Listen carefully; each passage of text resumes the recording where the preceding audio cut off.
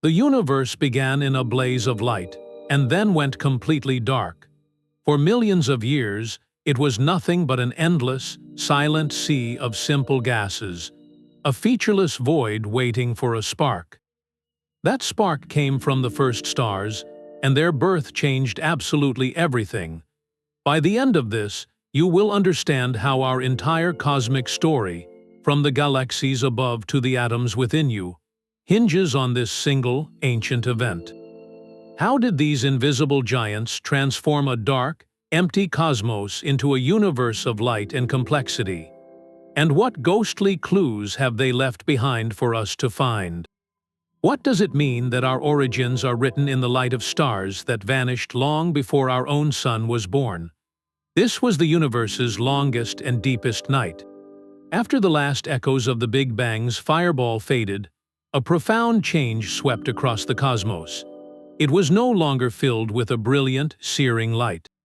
Instead, it became something else entirely, a neutral and opaque fog.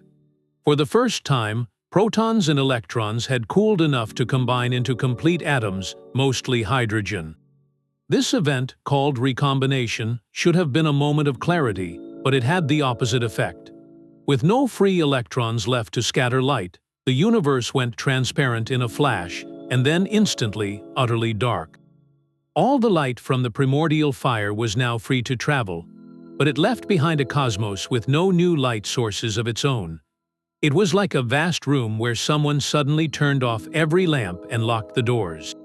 What remained was a smooth, cooling sea of this primordial gas, a featureless expanse stretching in every direction for millions of light years. There were no galaxies, no planets, not even a single solitary star. The temperature plunged. The dense clouds of gas with nothing to heat them simply drifted in the expanding blackness. This period, lasting nearly 100 million years, is known as the Cosmic Dark Age. And it is, by its very nature, one of the most difficult chapters of our history to observe. We cannot see it with telescopes, not directly. No light was being made there to travel to us. It is a blind spot in time, a silent gap in the cosmic record between the fading glow of creation and the dawn of the first stars.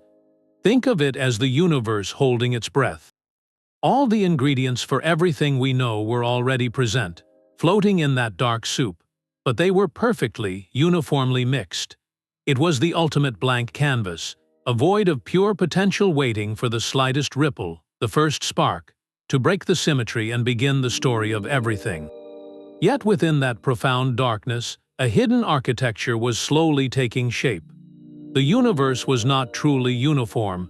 It carried within it the faintest of birthmarks, tiny imperfections from its explosive beginning. These were quantum ripples, frozen into the fabric of space-time during the Big Bang itself. We can still see their ghostly imprint today in the cosmic microwave background, that ancient afterglow, as patterns of slightly hotter and cooler spots. They were the universe's original blueprint. For nearly 100 million years, these ripples were all but silent, but they had a powerful ally, gravity. And gravity is patient. Over cosmic timescales, it began to amplify those tiny differences. Regions that were ever so slightly denser had a slightly stronger gravitational pull. They started to attract more matter, but not the normal matter we see, not the hydrogen gas. Something else acted first, an invisible scaffold we now call dark matter. This mysterious substance, which does not interact with light at all, felt only gravity's tug.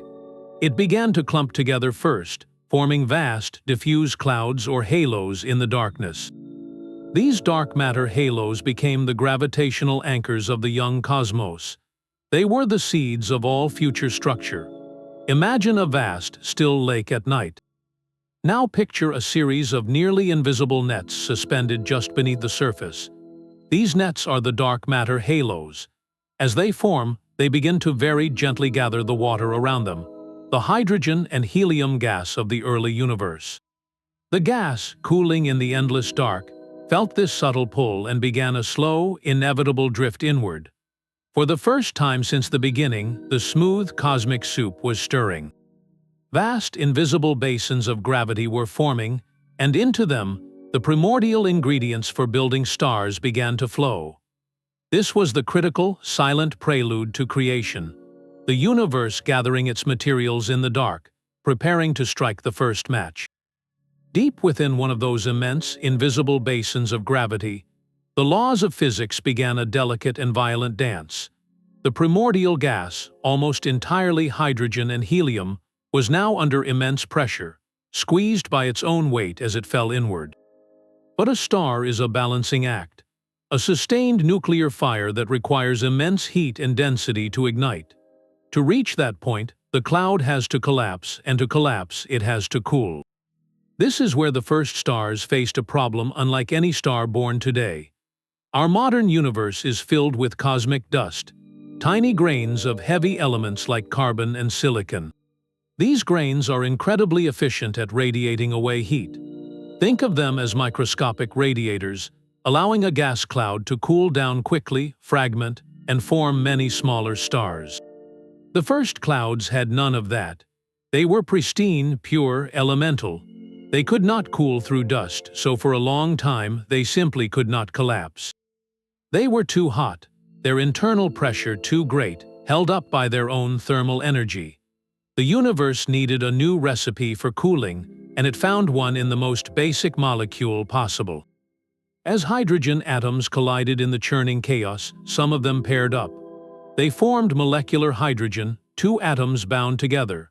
This molecule, simple as it is, has a special property. It can vibrate and rotate in ways that allow it to release energy in the form of infrared radiation. It is a far less efficient cooler than dust, but in that empty cosmos, it was the only coolant available. It was a faint, slow leak of heat from the cloud. This leak was the final, critical release. As the molecular hydrogen shed tiny amounts of energy, the cloud's internal support weakened. The balance tipped irrevocably toward collapse. The inward fall accelerated, a gravitational runaway. The center of the cloud grew denser and hotter, a furious maelstrom of gas. For perhaps 100,000 years, this chaotic contraction continued, until a distinct, searing object began to crystallize at the very heart of the storm. This was the first protostar, a furious, embryonic sun. It was not yet fusing elements. It was shining from the sheer, violent conversion of gravitational energy into heat and light as more and more gas smashed onto its surface. A new kind of object now existed in the universe, a beacon in the dark, and its birth was just the beginning of the violence to come. These first stars were not like our familiar sun. They were cosmic monsters, theoretical giants known to astronomers as population 3 stars. The name comes from a simple classification, with population 1 stars like our Sun being rich in heavier elements, and population 2 stars being older and poorer in metals. Population 3 would be the first generation, made of nothing but the primordial hydrogen and helium from the Big Bang. And that purity is precisely what made them so unimaginably colossal. Without any heavy elements to act as cooling agents, the gas clouds that formed them could not fragment easily. They collapsed in one enormous piece, funneling a staggering amount of material into a single, growing furnace. Current models suggest these first stars could have been hundreds of times more massive than our own Sun. Picture a star so vast that if you placed it at the center of our solar system, its outer edges might reach nearly to the orbit of Saturn. They were not just big, they were ferociously hot. A star's core temperature is linked to its mass, and with such immense weight pressing down, the cores of these giants would have been infernos, far hotter than the sun's. This made them blindingly luminous, shining with a fierce, blue-white intensity that could outshine 1,000,000 of our suns. But such a life, burning at the extreme, comes at a terrible cost. They lived fast and died young. While our sun will shine steadily for billions of years, a population 3 star, several hundred solar masses would exhaust its nuclear fuel in just a few million. Their entire lifespan was a brief, brilliant flash in the cosmic dark, a violent shout against the silence. Their composition dictated their destiny. Our sun is a chemical cocktail, enriched with elements like carbon, oxygen, and iron, forged in the hearts of earlier stars. That metal content makes it more stable and long-lived. The first stars had no such ingredients. They were elemental, pure, and therefore unstable on a monumental scale. They were the universe's first experiments in star-making, and their brief, blazing existence was about to trigger the next, and most important, phase of cosmic evolution. Deep within that searing heart of gas, a new and more fundamental fire was about to ignite. For millions of years, the protostar had been shining from the brute force of gravity alone, growing ever hotter and denser as it fed. Finally, the core reached a critical threshold, a temperature of around 10 million degrees. At this unimaginable heat, the protons within the hydrogen nuclei were moving so violently that they could overcome their natural repulsion for one another. They slammed together and fused, creating helium and releasing a colossal burst of energy in the process. This is the moment nuclear fusion began. The star was no longer just a collapsing ball of gas. It was now a true, self-sustaining furnace. For the first time since the Big Bang's initial flash, the universe had a new, stable source of light. But this star was not just a lamp, it was a factory. The process of stellar nucleosynthesis, the forging of elements inside stars, had commenced. In the core of our Sun, this fusion chain largely stops at helium. But inside a population 3 giant, the conditions were so extreme that the story did not end there. As the hydrogen fuel in the core began to dwindle, the core would contract again under its own weight, heating up even further. This allowed helium atoms themselves to fuse, creating carbon and oxygen. In a star of such immense mass, this chain reaction of fusion continued in successive shells, like the layers of an onion burning at different rates. Each new stage required higher temperatures and pressures, and each stage forged heavier elements. Carbon fused into neon, neon into oxygen, oxygen into silicon. Each fusion step released energy, propping up the star against its own crushing gravity, but also seeding its core with the ash of heavier elements. This process marched on, step by step, all the way up to iron. Iron is a cosmic dead end. Fusing iron does not release energy, it consumes it. So, as an iron core began to grow at the very center of this titan, it was silently signing the star's death warrant. For its entire life, perhaps 2 or 3 million years, this star had served as the universe's first and greatest alchemist. It took the primordial hydrogen and helium from the Big Bang and transformed them, through the sheer force of its internal fire, into the building blocks of complexity. Carbon, the backbone of life; oxygen, essential for water and breath; silicon, the stuff of rocks and planets. These elements did not exist before this star. They were forged in its heart, changing the chemical composition of the cosmos from the inside out. The universe was no longer just hydrogen and helium. It now contained the seeds of everything to come, locked inside a dying giant. Iron is the universe's ultimate nuclear ash. Its formation inside that first star's core marked a silent point of no return. With no energy left to be gained from fusion, the core could no longer support its own immense weight. In a final, catastrophic instant, it collapsed. In less than a second, the core, now about the size of Earth, was crushed into an unimaginably dense ball of neutrons. The outer layers of the star, no longer supported, came crashing down at a quarter the speed of light, only to rebound off this new, ultra-hard surface in the most violent explosion the cosmos had ever witnessed. This was a supernova, but not like any we see today. It was a hypernova, a detonation of such staggering energy that it outshone entire galaxies. For a few brief weeks, this single dying star would have been the brightest object in the entire universe, visible across billions of light years. In that apocalyptic blast, temperatures and pressures soared beyond anything in the star's previous life. Here, in the fury of its own death throes, the star performed its final and most important act of creation. The intense environment forged elements heavier than iron, the ones fusion could never make. Gold, silver, uranium, All the exotic metals of the periodic table were born in these few seconds of stellar destruction. Then, the explosion hurled this newly forged treasure, along with all the carbon, oxygen, and silicon from the star's life, out into the void. For the first time, the pristine hydrogen gas of the cosmos was polluted. It was seeded with stardust, the heavy elements essential for building rocky planets, complex chemistry, and ultimately, life. The first star was gone, but it had permanently changed the chemical makeup of its corner of the universe. Its death scattered the very seeds of future complexity. But its life had already triggered an even more profound change. That intense, blue-white light it had shone for millions of years did more than just illuminate the dark. It began to fundamentally alter the fabric of the cosmos itself. This was the beginning of the end for the cosmic dark age. The star's ultraviolet radiation, a fierce and energetic light, began to flood out into the surrounding sea of neutral hydrogen gas. Think of this neutral hydrogen as a vast, unbroken fog, where each atom is whole, its proton and electron bound together. The ultraviolet photons from the star, packed with energy, smashed into these atoms. They ripped the electrons away from their protons in a process called ionization.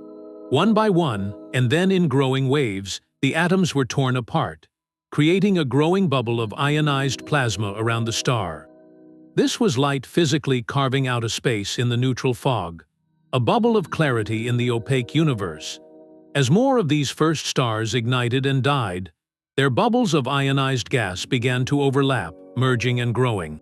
Slowly, over hundreds of millions of years, this process, called cosmic reionization, would sweep across the cosmos, burning away the last remnants of the primordial fog. The Dark Age was ending, not with a whimper, but with the brilliant, violent dawn of countless stellar fires. That first light, though now stretched and redshifted by the expansion of the universe into faint radio whispers, represents the dawn of all astrophysical structure. It is the signal of the universe waking up, transforming from a simple, dark place into a complex, illuminated one. It was the moment the cosmos began to build an environment where everything that followed, including us, could one day exist. That fierce ultraviolet light was the universe's great sculptor. For hundreds of millions of years after the first stars ignited, their radiation did more than just illuminate the dark. It began to physically carve the cosmos. This marks the beginning of a pivotal chapter called the Epoch of Reionization. To understand it, think back to that primordial fog of neutral hydrogen gas that filled the Dark Ages. Each atom was whole, a proton and electron peacefully bound.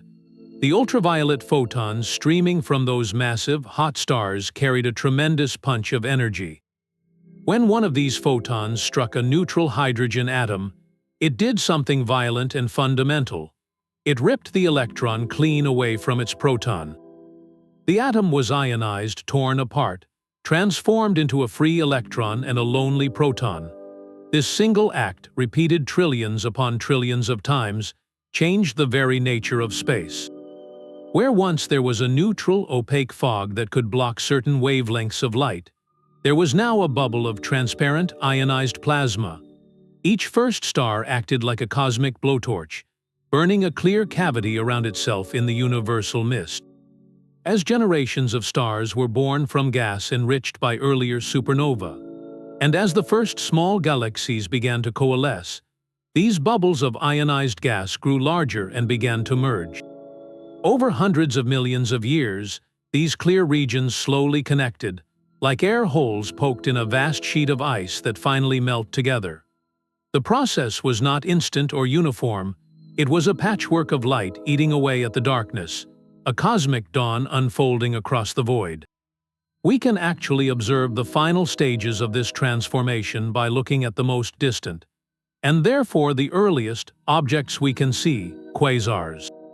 These are the incredibly bright cores of ancient galaxies, powered by supermassive black holes.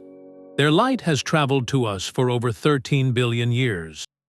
When astronomers analyze this ancient beam, they find something telling, a distinct absorption pattern. It shows that at very great distances, the light has passed through large patches of that lingering neutral hydrogen fog. But at slightly closer, slightly more recent distances, that fog is completely gone. The light travels unimpeded. This is the observational signature of reionization end. The moment the bubbles finally overlapped completely, and the universe became transparent to the light we use to study it today. The Dark Age was officially over, not with a single switch, but with the slow, relentless work of starlight, clearing the cosmic air and setting the stage for the universe we recognize. But these titans were not passive furnaces, they were cosmic engines of incredible force. Their intense light did more than just ionize the surrounding gas, it exerted a physical push. This is the concept of radiation pressure. Think of light not just as illumination, but as a stream of tiny particles called photons. Each photon carries a tiny amount of momentum. When you shine a flashlight, you don't feel a push because the number of photons is so small. But from a star hundreds of times more massive than our Sun, the torrent of photons is unimaginable. That torrent, flowing outward from the star, acts like a constant, powerful wind pushing against anything in its path. For the first stars, the target of this relentless push was the very cloud that gave them birth, the vast reservoir of hydrogen gas still collapsing inward under gravity. A titanic struggle began. On one side, the inward pull of gravity, trying to feed more material onto the growing star. On the other, the outward push of radiation pressure, trying to hold that material back. This balancing act is a key form of stellar feedback, a star's way of regulating its own growth and influencing its environment. For a time, these forces might have reached an uneasy equilibrium, but these stars also unleashed something even more direct: stellar winds. The searing heat at their surfaces could blast material away at tremendous speeds, creating a supersonic flow of charged particles that streamed out into space. This was not just light pushing. This was the star's own atmosphere being violently ejected. Together, the radiation pressure and these powerful winds created a formidable outward force. They began to carve cavities within the birth cloud, blowing the surrounding gas away and halting further in fall. In doing so, they performed a critical, self-limiting function. They likely prevented the star from growing even more absurdly massive, and they shut down star formation in their immediate neighborhood. No new stars could easily coalesce from gas that was being heated, ionized, and physically shoved away. This feedback was the universe's first lesson in balance. The very process that created a star also began to destroy the conditions that made it. The pristine, calm clouds of the Dark Ages were now being stirred, heated, and torn apart by the violent children they had spawned. This disruption was not a quiet end. It was the necessary chaos that would seed the future, scattering the first heavy elements and preparing the gas for a new, more complex chapter of star formation. The brilliant life of a population 3 star was a prelude to a far more spectacular end. Their deaths were not quiet fade-outs, but titanic explosions that fundamentally reshaped the young universe. The type of supernova that ended a first star's life depended on its mass, and both possibilities were almost beyond comprehension. For stars between about 140 and 260 times the mass of our Sun, physics took a bizarre and violent turn. In their final moments, the core temperatures became so extreme that the light itself, the photons streaming through the star's heart, began to behave in a strange way. Under these conditions, photons can spontaneously transform into pairs of electrons and their antimatter counterparts, positrons. This process, called pair instability, is catastrophic. It robs the core of the radiation pressure that was helping to hold the star up against gravity. With that support suddenly gone, the core collapses in a runaway chain reaction. But this collapse is so rapid and so powerful that it overshoots equilibrium entirely. The core heats up so ferociously that oxygen and silicon begin to fuse all at once in a runaway thermonuclear explosion. The entire star is obliterated, completely vaporized. Not a single atom remains. It leaves behind no black hole, no neutron star, just an expanding cloud of newly forged elements blasted into the void. This is a pair instability supernova, a cosmic firecracker of unimaginable scale that would outshine a galaxy for weeks. For even more massive stars, above that 260 solar mass threshold, the outcome was even more direct and absolute. Their gravity was so overwhelming that no explosion could overcome it. When their cores collapsed, they simply vanished, swallowing themselves whole to become the universe's first black holes, pulling the curtain of spacetime closed around them without a final flash. For stars born with masses between about 20 and 140 suns, a more familiar, though still immensely powerful, fate awaited. These would end their lives as core collapse supernova. As we saw, they built up an iron core that could no longer fuse. When that iron core reached a critical mass, it collapsed in a fraction of a second into an ultra-dense ball of neutrons. The outer layers crashed down and rebounded in a shockwave that ripped the star apart. In both the pair instability and core collapse scenarios, the result was the same on a cosmic scale: enrichment.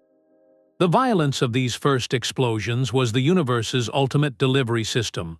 For millions of years, the star had been a closed forge, cooking heavy elements in its interior.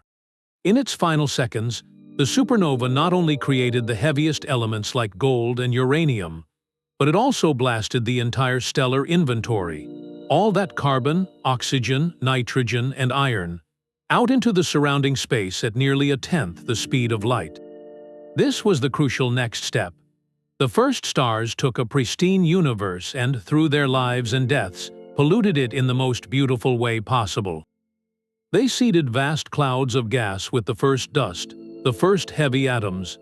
This cosmic ash changed everything for the next generation. Gas clouds that now contained these elements could cool far more efficiently. When they collapsed to form new stars, they could fragment into many smaller, more stable stars like our Sun.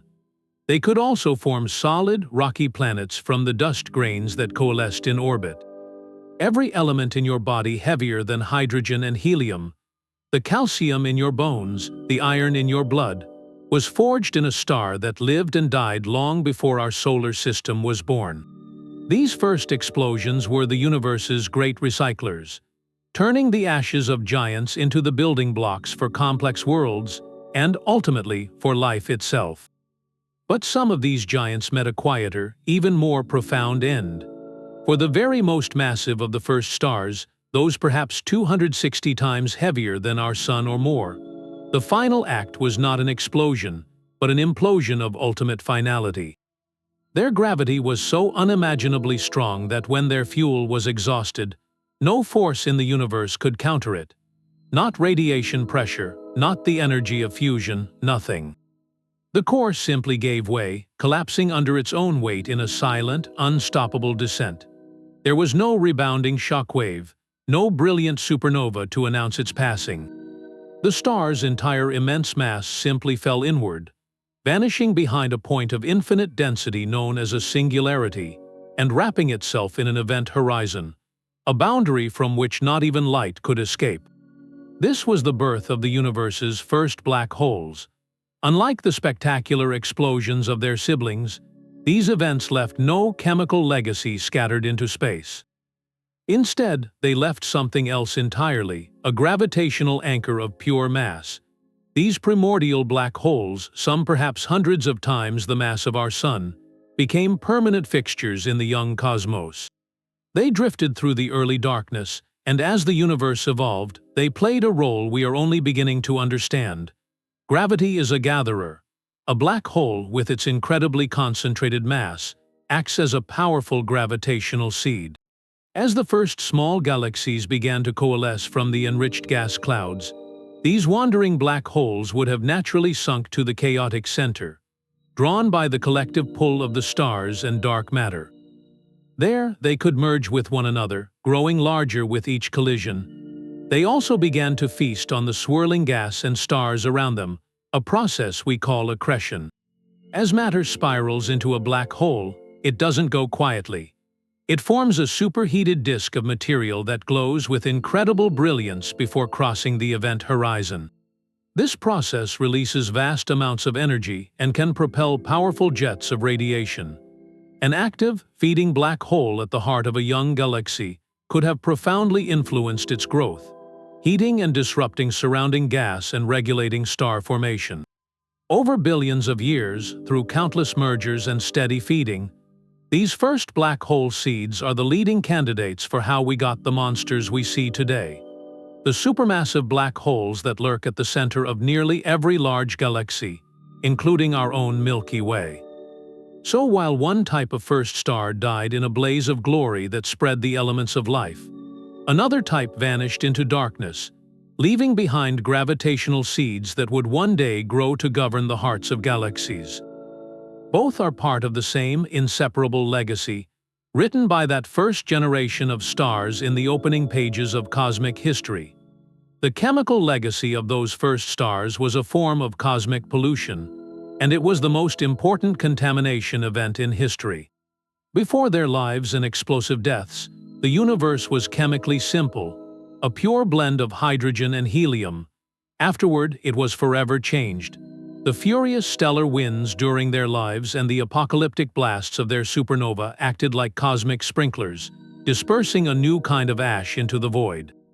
This ash was not dirt. It was the newly forged elements, everything from carbon and oxygen to silicon and iron.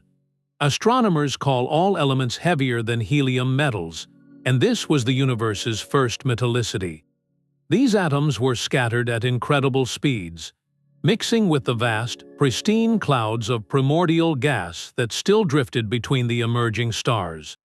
This process transformed the very substance of space, the interstellar medium, from a simple soup into a complex chemical broth. The consequences of this pollution were immediate and profound for the future of star formation. Remember, the first stars were giants because their birth clouds could not cool down efficiently. They had no way to shed heat and fragment. Those newly seeded metals changed everything. Tiny grains of carbon and silicon, along with molecules like carbon monoxide, began to form in the enriched gas. These particles are incredibly effective at radiating away thermal energy. Think of them like a network of microscopic radiators embedded in a gas cloud. As the cloud contracts, these radiators glow in the infrared, carrying heat away into space. This allows the cloud to cool down much, much faster. A cooler cloud has less internal pressure holding it up against gravity. This means it can collapse more easily, and as it collapses, it can also fragment into many smaller, denser knots. Instead of funneling all its material into one monstrous star, a polluted cloud could now break apart into dozens, hundreds, or even thousands of separate stellar embryos. This is why the generations of stars that followed the first ones were so different. They were smaller, like our Sun. A smaller star burns its nuclear fuel far more slowly and steadily. While a massive first star might live only 2 million years, a star like our Sun can shine for 10 billion. This longevity is essential for the slow, patient processes of planetary evolution and, potentially, for the development of life. So, by polluting the pristine cosmos with their metallic ashes, the first stars did not just add ingredients, they changed the entire recipe. They engineered an environment where stable, long-lived stars and the rocky planets that orbit them could become commonplace, setting the cosmic stage for everything that was to come. This cosmic pollution became the foundation for a new kind of star. From the ashes of the giants, the second generation was born. These are known as population 2 stars, and they are the long-lived, stable successors to their brilliant, short-lived ancestors. Their birth material was no longer the pristine hydrogen and helium of the Big Bang. Instead, they condensed from gas clouds that had been seeded or enriched by the debris of those first supernova. This enrichment, even in tiny amounts, was revolutionary. We are talking about a minuscule chemical change, perhaps only one atom of a heavier element for every 100,000 atoms of hydrogen. But that was enough. Those atoms, like carbon, oxygen, and silicon, acted as powerful coolants. They allowed the gas clouds to shed heat efficiently, collapse more readily, and most importantly, to fragment. As a result, Population, two stars were not the solitary monsters of the first generation. They formed in clusters, and they were far smaller. Their typical masses ranged from perhaps half to 8 times the mass of our Sun. This smaller size dictated a fundamentally different life. With less gravitational weight crushing down on their cores, their nuclear furnaces burned at a lower, steadier temperature. They were not the brilliant, blue-white infernos of the first stars, but often cooler, longer-lasting orange or yellow suns. Their lifespans stretched from billions to tens of billions of years, a staggering increase in stability compared to the few million years of a population 3-star. This longevity is why we can still find them today. They are the cosmic fossils of that second wave of star formation, living relics from a time when the universe was still young and chemically simple. We locate them in the halo of our Milky Way galaxy, a vast, spherical cloud of ancient stars that surrounds the galactic disk. These halo stars are like time capsules. They orbit on long, slow paths that carry them far from the busy, metal-rich plane of the galaxy, preserving their ancient composition. By analyzing the light from these population 2 stars, astronomers can read their chemical fingerprint. They find very low levels of metals, but crucially, not zero. That trace signature is the direct, observable evidence of the first star's legacy. It tells us that this star formed from material touched by a single, or perhaps just a few, of those first supernova explosions. Studying them is like finding a piece of pottery made from clay that still contains a few grains of sand from a long-vanished mountain. They are not the first stars themselves, but they are our most direct link to that era, holding within their ancient light the chemical memory of the universe's first dawn. These ancient stellar clusters were the seeds of something far grander. While individual stars were lighting up the darkness, a larger architectural process was unfolding, driven by the same force that started it all, gravity. The dark matter halos that gathered the gas for the first stars did not vanish. They persisted, immense and invisible, as the gravitational anchors of the cosmos. As the cycle of stellar life and death enriched the surrounding gas, something critical changed. That gas, now sprinkled with heavy elements, could cool with spectacular efficiency. Cool gas is dense gas, and dense gas feels gravity's pull more strongly. This created a powerful feedback loop. Within a dark matter halo, enriched gas clouds would cool, condense, and form new stars. The deaths of those stars would release more heavy elements and shock waves, triggering further cooling and collapse in neighboring gas pockets. What began as a few scattered, brilliant giants evolved into a growing, self-sustaining stellar population, all bound together within the same immense gravitational well. This was no longer just a collection of stars, it was a stellar system in its infancy. But gravity's work was not done. The universe in that era was a dynamic, crowded place. These primordial dark matter halos, each with its own growing cluster of stars and gas, were not isolated. They moved through the expanding cosmos, and sometimes their paths crossed. When 2 halos drifted close enough, their mutual gravitational attraction would pull them into a slow, inevitable dance. They would merge, their dark matter blending into a larger, more massive halo, and their stellar populations and gas clouds would mix. This process, hierarchical merging, is how the first true galaxies were built, piece by piece. Think of it like streams joining to form a river. Each small halo with its few hundred or thousand stars was a trickle of structure. As they merged, they created larger and larger stellar assemblies. The very first galaxies were likely tiny by today's standards, what we now call dwarf galaxies. They might have contained only a few million stars, a mere speck compared to our Milky Way's hundreds of billions, but within them, all the essential components of a galaxy were present. A swirling, chaotic mix of new stars, aging stars, stellar remnants like neutron stars and black holes, and vast clouds of that ever-cooling, ever-enriching gas. This was the universe transitioning from a dark, formless expanse into a structured, illuminated cosmos, building its cities of stars one gravitational merger at a time. This presents the ultimate cosmic detective story. We have a compelling theory for the first stars, supported by overwhelming indirect evidence, but we have never actually seen one. A population 3 star has never been directly observed by any telescope. They lived and died so early and so briefly that their light seems lost to us, stretched and faded by over 13 billion years of cosmic expansion. So how do we hunt for ghosts? Astronomers pursue 2 main paths, both looking for unique chemical fingerprints. The first method is to look for the imprint of these giants on their descendants. We find the oldest population 2 stars in our galactic halo and analyze their atmospheres with a technique called spectroscopy. By splitting their light into a rainbow spectrum, scientists can identify the precise chemical elements present. They are searching for stars with almost no heavy elements, but with a very specific, odd pattern. If a second-generation star formed from the debris of just 1 or 2 first-star supernova, its chemical makeup would be like a unique fingerprint of that particular explosion, different from the well-mixed soup of later generations. Finding such a star would be like finding a piece of pottery made from the clay of a single, identified mountain. The second, more direct method is to push our telescopes to their absolute limits, to look back in time as far as we possibly can.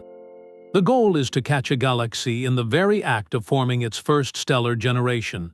This is where instruments like the James Webb Space Telescope become revolutionary. Webb is not just a bigger telescope. It is an infrared observatory, specifically designed to see the stretched, redshifted light from the universe's first epochs. Astronomers use it to scan the deepest fields of sky, searching for tiny, faint smudges of light that correspond to galaxies seen when the universe was only a few 100 million years old. They then take the spectrum of that faint glow. The hope is to find a galaxy whose light shows no signature of heavy elements at all. Its spectrum would be pure hydrogen and helium, the unmistakable signature of a stellar population that has not yet been polluted by earlier supernova. It would be a galaxy of first stars caught in the act of shining. Every faint red dot Webb finds is a candidate, and each spectrum is a moment of potential discovery. A chance to finally lay eyes, however indirectly, on the universe's original architects. The hunt is quiet, patient, and ongoing, a search for the most elusive shadows in the cosmic dawn. The light from these ancient quasars is more than a beacon, it is a cosmic probe. Quasars are the brilliant cores of some of the earliest galaxies, powered by supermassive black holes feeding on vast amounts of gas. Their light is so intense it can outshine the galaxy that hosts it, shining across billions of light years to reach our telescopes. But on its long journey to us, that light does not travel through empty space. It passes through the diffuse fog of the intergalactic medium, the thin gas that fills the vast voids between galaxies. This gas, especially in the early universe, was the very material being transformed by the first stars. As the quasar's light passes through it, the gas leaves a fingerprint. Specific atoms in the fog, like hydrogen, helium, and the first traces of heavier elements, absorb very specific colors or wavelengths from the quasar's brilliant white light. This creates dark lines in the quasar's spectrum, like unique barcodes stamped onto the light by the intervening cosmos. By reading these absorption lines, astronomers can decipher the composition and state of the universe at different points along that light's journey, which corresponds to different eras in cosmic history. The most telling signature is from neutral hydrogen. It absorbs a very specific wavelength in the ultraviolet part of the spectrum, known as the Lyman alpha line.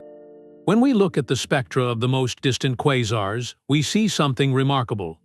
At certain points, there is a complete absence of light at wavelengths shorter than this Lyman alpha line. It is not a thin line, but a broad, dark trough. This is called the Lyman alpha forest, and it tells a dramatic story. That broad trough of absorption means that for a long stretch of its journey, the quasar's light was passing through a fog of neutral hydrogen atoms. But as we look at quasars that are closer, and therefore from a slightly later time, that deep trough disappears. Instead, we see a forest of many thin, separate absorption lines. This change is the direct evidence of reionization's progress. The broad trough means the neutral fog was still thick and widespread.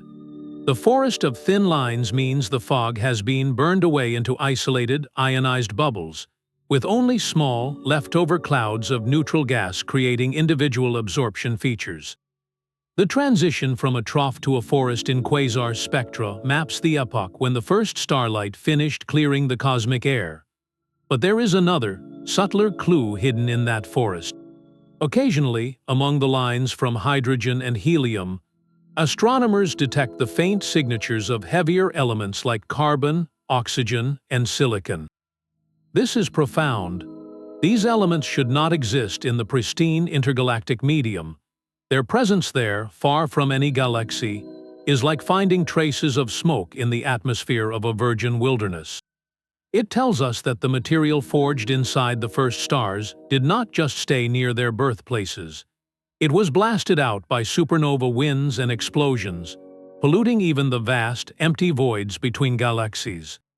These metal lines in the quasar spectra are the ghostly afterglow of that first stellar pollution, a direct chemical tracer of the first star's activity written in light that has traveled since the dawn of time. By studying these ancient barcodes of absorption, we are not just looking at the quasars themselves. We are using their incredible light as a backlight to illuminate the entire theater of the early universe, revealing the set, the props, and the chemical aftermath of its very first actors.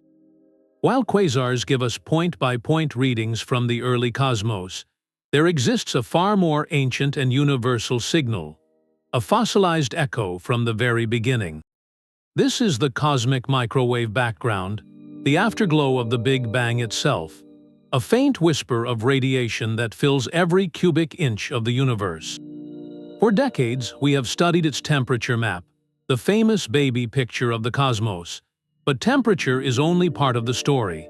Light also has a property called polarization, a specific orientation in the way its waves vibrate. It is this subtle characteristic that holds the key to the cosmic dawn. When the first stars and galaxies ignited, their ultraviolet radiation did not just ionize atoms, it also left a unique imprint on this ancient light. As those first fierce photons ripped electrons from hydrogen atoms, the freed electrons would scatter the passing cosmic microwave background, radiation. This scattering process, much like sunlight glinting off the surface of a lake, imprinted a specific, large-scale pattern of polarization onto the background glow. This pattern is not a picture of individual stars, but a global signature, a statistical echo of the collective effort of that first generation of luminous objects. It is the universe's own timestamp for the end of its dark age.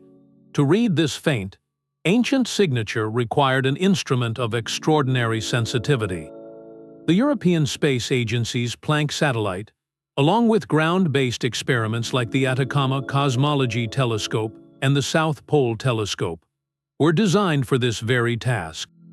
They mapped the sky not just for temperature, but for this specific polarization pattern with breathtaking precision. By analyzing the data, cosmologists could measure the total amount of scattering that occurred during reionization. Think of it like measuring the total amount of fog that was burned away across the entire sky. The results from Planck gave us a crucial number, the optical depth to reionization. This single measurement tells us, on average, when this global transformation happened. The data suggests the process was about halfway done when the universe was around 550 million years old, and was largely complete by the time it reached 1 billion years. This provides a critical anchor for our timeline. It tells us that the first stars must have begun shining significantly earlier, perhaps as early as 200 million years after the Big Bang, to provide enough cumulative light to achieve this global effect. So, while we cannot see the first match strike, we can see the moment the entire forest became fully ablaze. This polarization signal is the universe's own record of its awakening, a faint but undeniable whisper in the oldest light there is, confirming that our story of cosmic dawn is written not just in the chemistry of ancient stars, but in the very fabric of space itself. These ghostly giants are recreated not in telescopes, but in silicon. Since we cannot directly observe a population 3-star, our most detailed window into their nature comes from supercomputer simulations, some of the most complex calculations ever attempted. These digital experiments begin with the universe's initial conditions, the subtle density ripples we see in the cosmic microwave background. From that starting point, the simulation unleashes the known laws of physics, gravity, hydrodynamics, chemistry, and radiation, and lets the virtual cosmos evolve. It tracks how dark matter first clumps into those invisible halos, how pristine gas flows into them, cools via molecular hydrogen, and finally undergoes that runaway collapse. Watching one of these simulations is like witnessing a cosmic ballet in fast forward, a dance of mathematics and matter that gives form to our theories. What these models consistently predict is astonishing. They suggest the first stars were not just massive, but truly isolated giants, often forming one at a time in the very center of a dark matter halo. Their predicted masses are staggering, frequently landing in the range of several tens to several hundreds of times the mass of our Sun. The simulations also reveal they were not distributed evenly. They likely formed in loose clusters, as neighboring halos ignited their own stellar furnaces, creating the first sparse constellations in the endless dark. Yet for all their power, these simulations operate at the edge of our knowledge.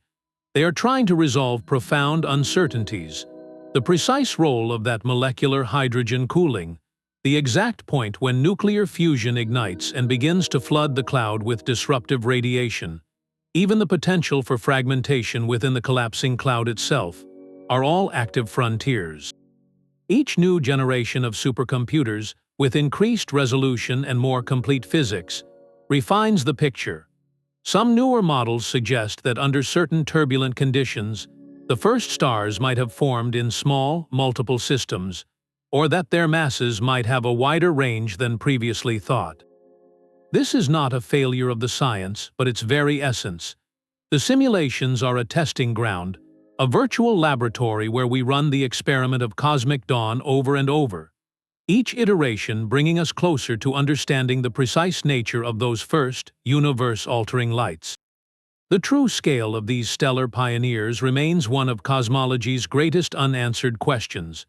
Were they all colossal titans, or could the first generation have included a wider family of sizes? The debate centers on a concept called the initial mass function, which is simply the distribution of star sizes born from a given cloud of gas.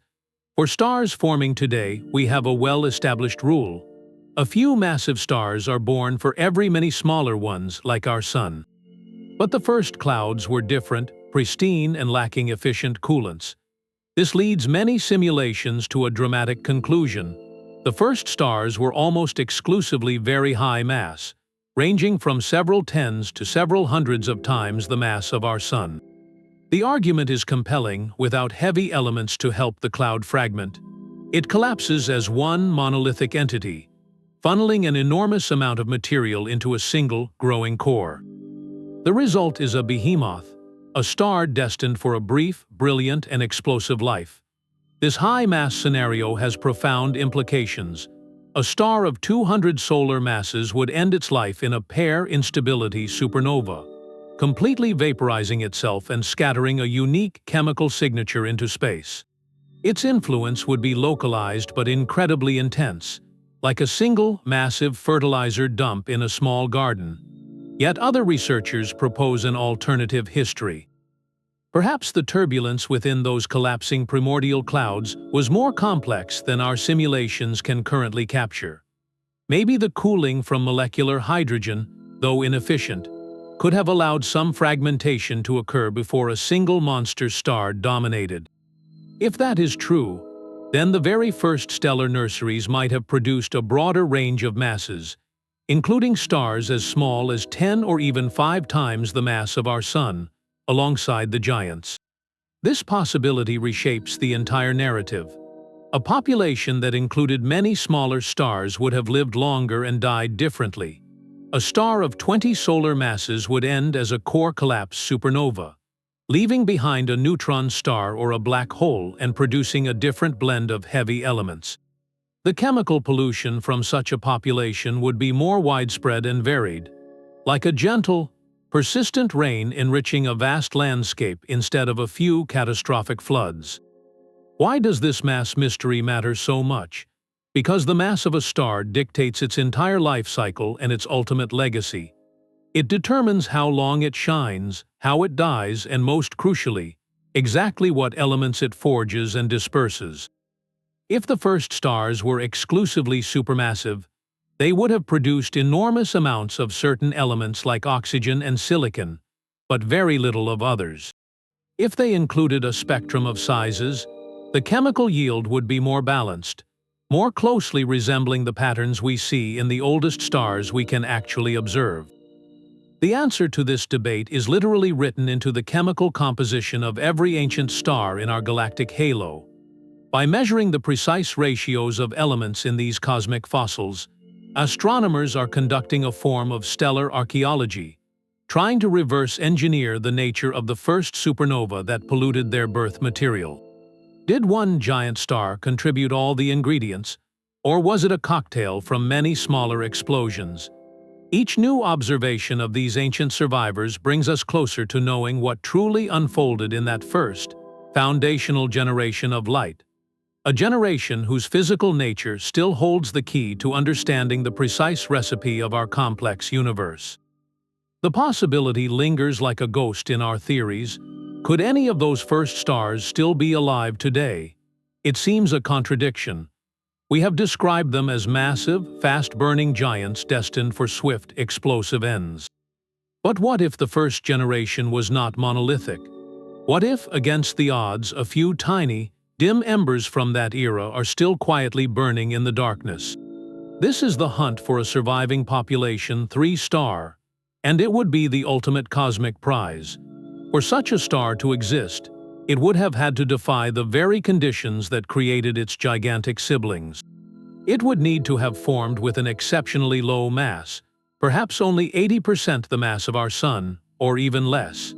In the pristine clouds of the early universe, this was thought to be nearly impossible. The lack of efficient coolants favored the collapse of enormous gas clumps, not small, delicate ones.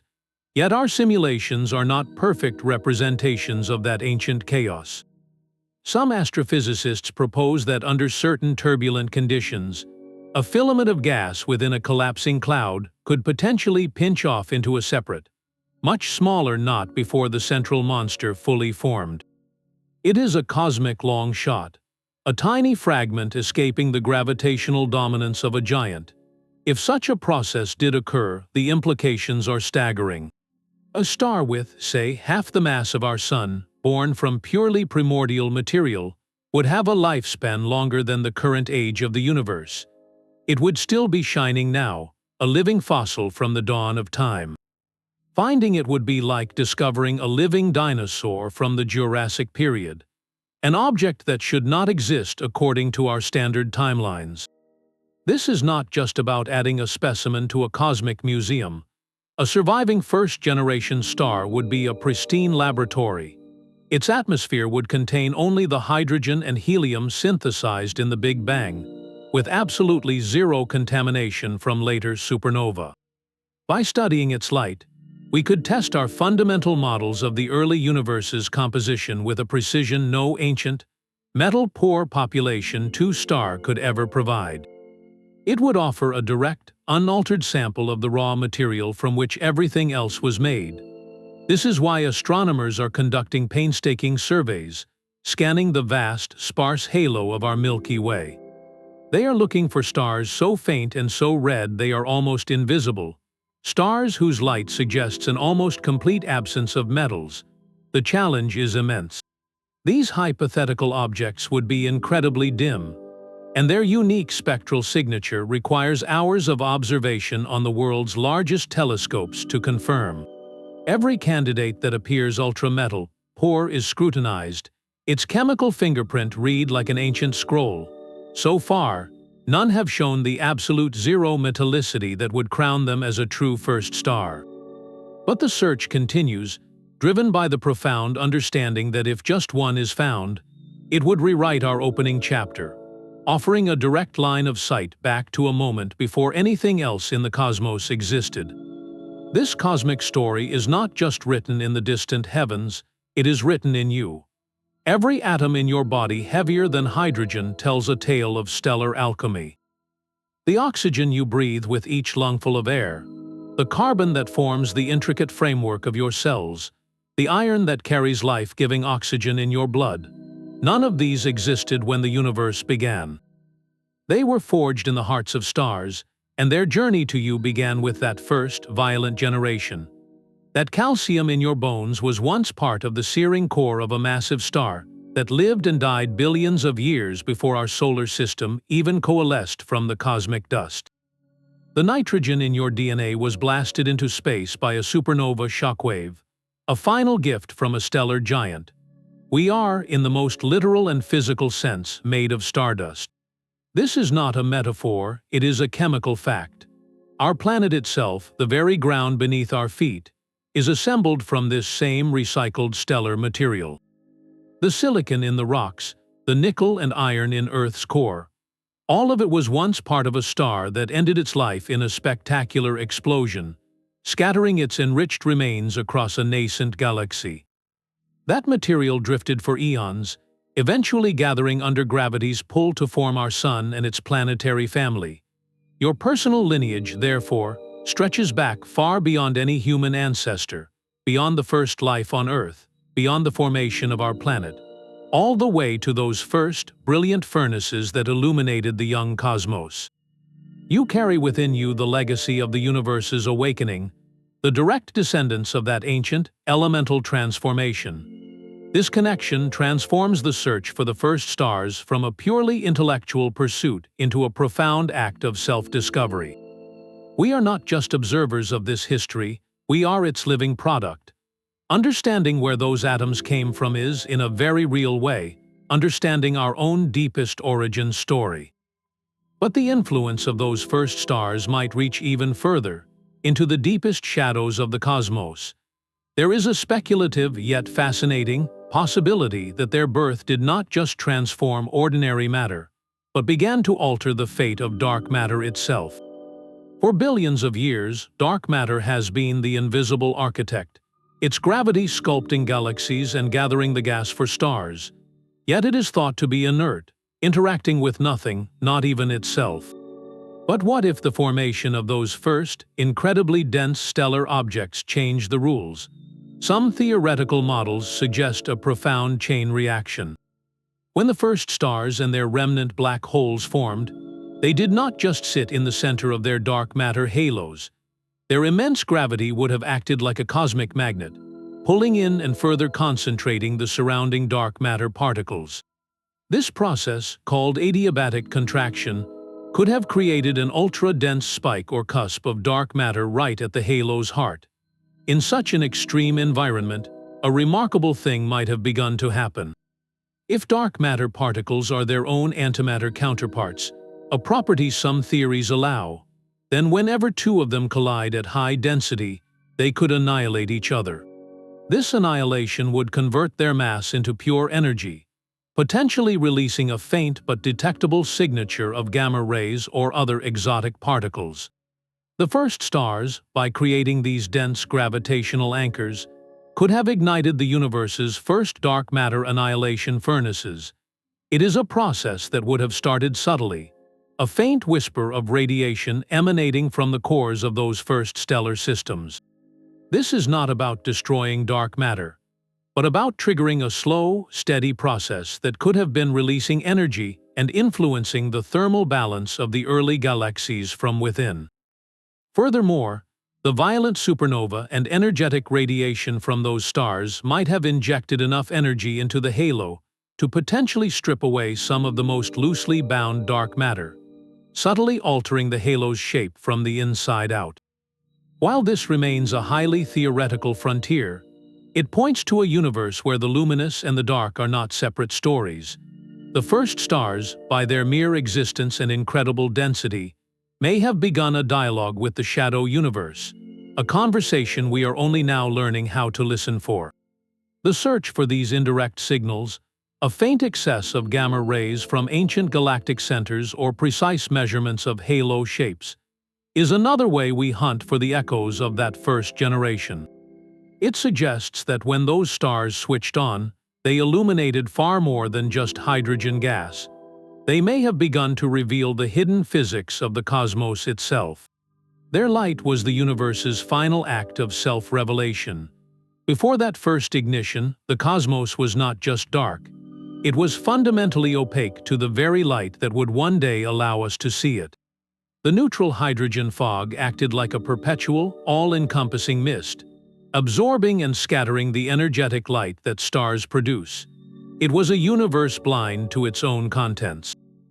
But the ultraviolet blaze from those first giants changed the physical state of the cosmos on the largest scale imaginable.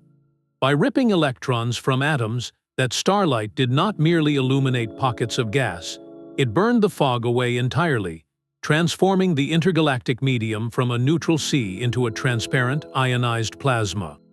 This was the ultimate clearing of the cosmic air. For the first time, light could travel freely across vast distances without being swallowed by the primordial haze. The universe became, in its very essence, a realm where light could connect distant points. This transparency was the prerequisite for everything we now observe. It allowed the structures that were forming, those first galaxies and clusters, to finally become visible to one another across the void. Their light could now escape their local environments and journey across the expanding cosmos. Think of it as a stage crew lifting a thick, gray curtain after the set has been fully built. Before the curtain rises, the actors, the props, the entire production exists, but it is hidden, isolated, and disconnected. The lifting of that curtain, the achievement of transparency, is what allows the performance to be seen as a unified whole. The first stars provided the light, and then, through reionization, they ensured that light could travel. This dual role created the conditions for a connected, observable universe. It enabled the cosmic web, that vast, filamentary network of galaxies and dark matter, to emerge from the shadows and declare its existence.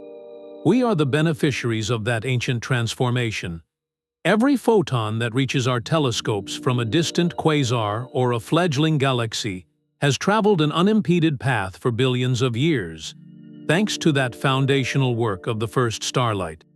Their most enduring legacy is not just the atoms they forged, but the luminous, transparent stage upon which the entire cosmic drama continues to unfold. That chemical enrichment was the universe's first step toward becoming a living place. Think of those early supernovae as cosmic farmers, scattering the first seeds of complexity into a barren field of hydrogen and helium. Without those seeds, nothing could ever take root. The universe would have remained forever simple, a vast, monotonous expanse of featureless gas, incapable of forming a single pebble, a single drop of water, or a single molecule more complex than hydrogen-2. The heavy elements forged by the first stars provided the raw materials for everything that makes a world habitable. Silicon, magnesium, and iron are the building blocks of rock and metal. When these elements condensed in the cooling disks around later generation stars, they could stick together, forming dust grains, then pebbles, then planetesimals, and finally, solid terrestrial planets like Earth. Carbon, oxygen, nitrogen, and phosphorus are the essential ingredients of organic chemistry. They form the backbone of proteins, the code of DNA, the membranes of cells, and the very air we breathe. The water that fills our oceans is 2 parts hydrogen, forged in the Big Bang, and 1 part oxygen, forged in a star. Every molecule essential for life as we know it is a direct product of stellar nucleosynthesis, a chain that began with that first generation. This transforms the timeline of our existence into a single, unbroken thread. The death of a massive star over 13 billion years ago created the calcium that would one day form the bones of creatures on a planet that did not yet exist. The carbon in the sugar fueling your cells was once part of the atmosphere of a red giant star. We often speak of the universe becoming habitable as if it were a destination, but it is better understood as a process, a slow chemical awakening that had to start somewhere. The first stars provided the initial, critical spark of that awakening. They broke the elemental monopoly of hydrogen and helium, introducing diversity into the cosmos. That diversity allowed for new states of matter, new types of chemical reactions, and new physical structures. It allowed gas clouds to cool into intricate disks, and for those disks to differentiate into metallic cores, rocky mantles, and gaseous atmospheres. It set in motion the geological and chemical evolution that would, on at least one world, culminate in self-replicating molecules gazing up at the night sky, wondering where they came from. The path from a supernova's expanding shockwave to a rainforest or a coral reef is unimaginably long and fraught with chance, but it is a path that was utterly impossible before those first stars lived and died. Their legacy is the very possibility of a universe that could one day come to know itself. The story of the first stars is a triumph of cosmic detective work, yet crucial pages of that story remain blank. We have built a compelling narrative from theoretical models and indirect clues, but several fundamental mysteries still hold their secrets. The first and perhaps most pivotal question centers on their true nature. What was the actual range of their sizes? This is the puzzle of the initial mass function for population 3 stars. Did every single one belong to a race of colossal giants, hundreds of times the mass of our Sun, living fast and dying in pair instability infernos?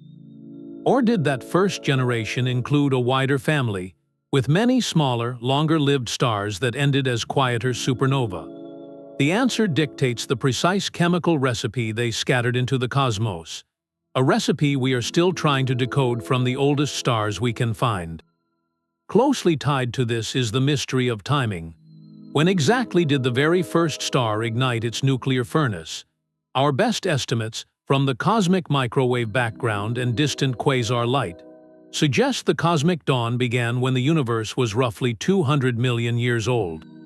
But that is a broad, global average. Pinpointing the moment the very first dark matter halo succeeded in collapsing its gas into a shining beacon would tell us how long the universe truly remained in absolute darkness. It would mark the definitive end of the cosmic dark age. We also do not know how these pioneers arranged themselves.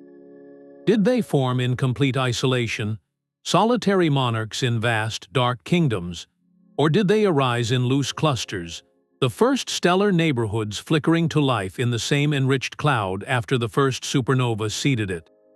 Their distribution influenced how quickly and evenly they burned away the primordial fog. This leads directly to the final major uncertainty: the efficiency and pattern of reionization itself. Was it a slow, gradual process where bubbles of ionized gas grew and merged steadily?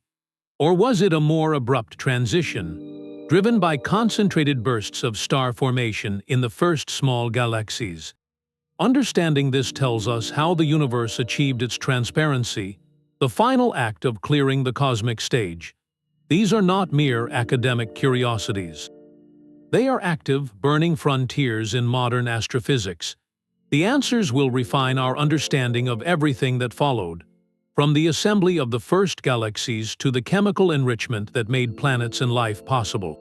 And for the first time in history, we have the tools to find them.